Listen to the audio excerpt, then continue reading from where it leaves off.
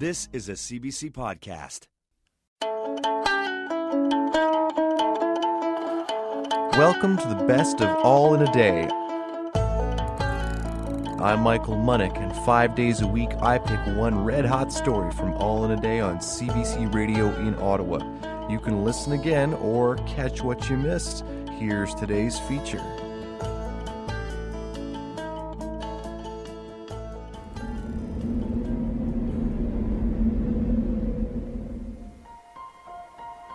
What comes along when you have an enemy? The world surrounding you will turn into a never-ending battlefield. Growing.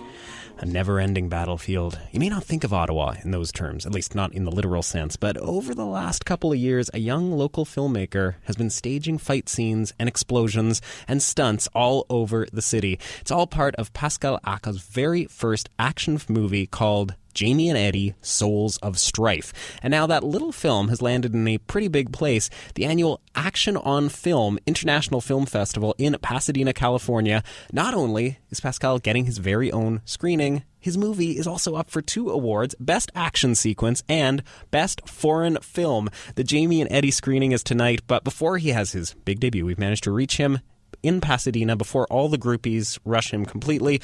He's standing by. Hi, Pascal. How you doing? I'm good. Congratulations. Absolutely. Am I live on air right now? You are live on air right now.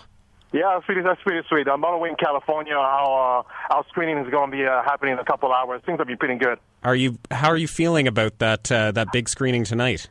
Oh, yeah, it's actually absolutely very, very exciting, you know what I mean? Because, like, before we left the city, our city in Ottawa has been very, very supportive of us, you know what I mean? I just want to say hi to our fans right now. And actually, right here, as soon as we showed up and everything, like, everybody knew our names, everybody knew our movie. And, yeah, like, there are a lot of people that are going to be, like, super excited and line up our movie and everything. So this is really, really exciting. Much success, absolutely. Well, now, you're allowed to name drop a little bit here. Are there big names going to be attending this festival? Anybody you're going to be rubbing elbows with that really takes you back? Well, like, not exactly the festival. They're doing, like, VIP parties happening around. I already met Ron Perlman a few days ago. Wow. He's a pretty good guy. He liked my stuff. Ron Perlman, he's Hellboy. I don't know if you know about Hellboy. Oh, yeah. And yeah, he was the Beast well before in a couple of other movies. Yeah, I met him. He's a very cool guy, and we're talking a little bit about independent films. He's been in 35, and he's very supportive of guys like me and everything, and he congratulated me. And he's aware that we were nominated next to his movie, too. So, yeah, so that's pretty good that we know about each other. Now, do you think Ron Perlman had a bigger budget than you? Absolutely, he had a bigger budget than me, but, you know what I mean? So, but yeah, like he's very, very impressed at the fact that, you know, we actually made it there out of nothing, out of a small city like Ottawa and stuff. You know, like he's never heard of it. He didn't know Ottawa was a part of Canada or anything like that. What? But I let him know who we are and what we're about, and yeah. And, well, then it's extra. All that's happening. We'll be putting Ottawa on the map. Yeah. It is extra important that you're there doing that. Well, talk to me a little bit about how you used Ottawa in this film. I mean, all I've seen so far are a couple of the trailers, so I'm trying to recognize small locations. How did you end up making an action movie with a tiny independent budget? What did you use in the city? Okay, this is what happened. Okay, like, first of all, in terms of locations, right, there are a lot of places that you can shoot, but it's going to cost you. So I didn't have a lot of budget, so what we did is, I was in university, so we ended up doing stuff like booking classrooms and whatnot. As you can tell, the story of the movie is based in the school, a right. CPA agent school, right? So I was we should explain that to people. We should explain that part to people. I wrote the storyline according to what I had. Get it? Yeah. So that's pretty cool. And in terms of actors, how did I end up getting an actor? So Ottawa, the independent filmmaking community, it has a system of its own where you have actors who are, you know, not necessarily professionals, but they're pretty much just like me. So when I advertise myself on the internet to find people who are passionate like I am, I found a lot of people who are not necessarily professionals, right? But they're as passionate as I am to making the business, so we all got together. So right now, I'm sitting right next to two of those individuals I'm talking about. There's the lead actor, John Welch, who's also here in California, right next to me over here. We're going to present it together. And also my manager and one of my actors, Andre Givogue, right over here as well. So now, for instance, with actors, I mean, I've seen some of the trailers where it's these rather insane action sequences with a lot of people getting kicked around. How did you manage that when these aren't necessarily professionals?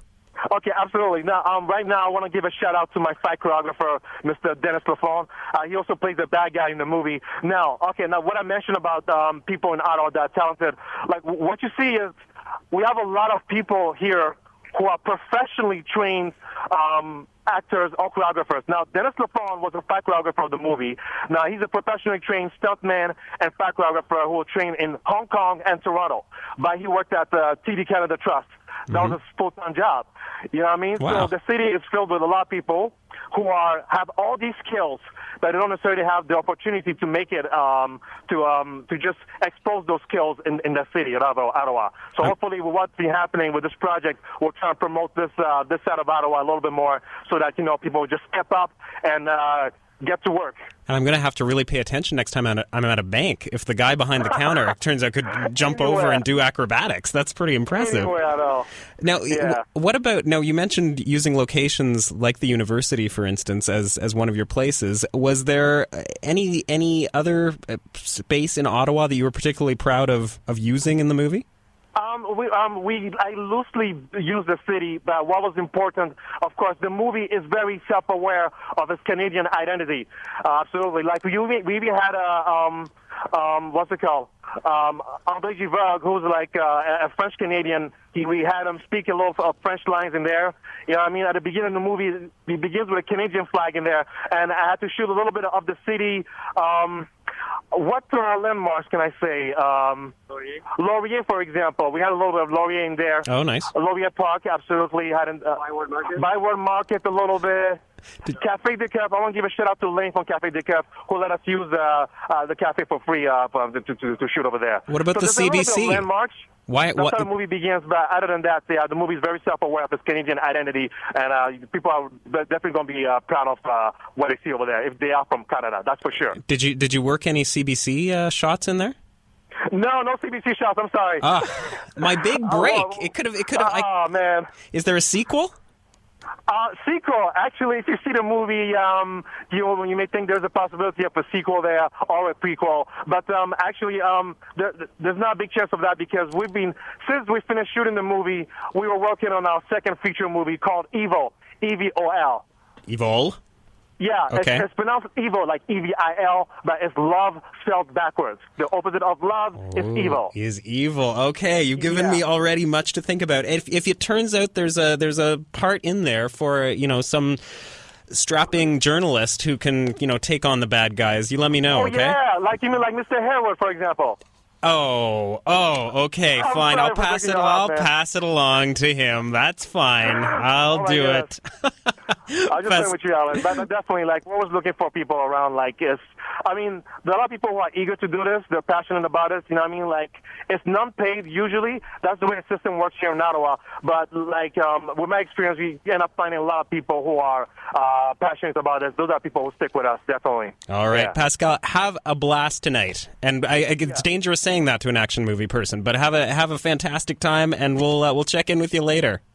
Yeah, actually, you can check in whenever, but if people are looking for more information, they can check out the website, pascalacat.com, to follow us on our journey and everything, so they can look out for that. Perfect. Thanks, Pascal. Talk to you later. Thank you very much, Alan. Bye-bye.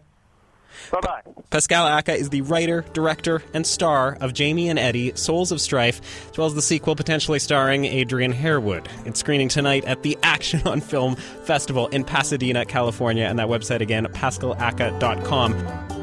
That was a highlight from All in a Day. We upload a fresh story 5 days a week, so check back and check off, and you can hear the whole shot at 91.5 FM. All in a Day is heard from 3 till 6 p.m. with Adrian Harewood.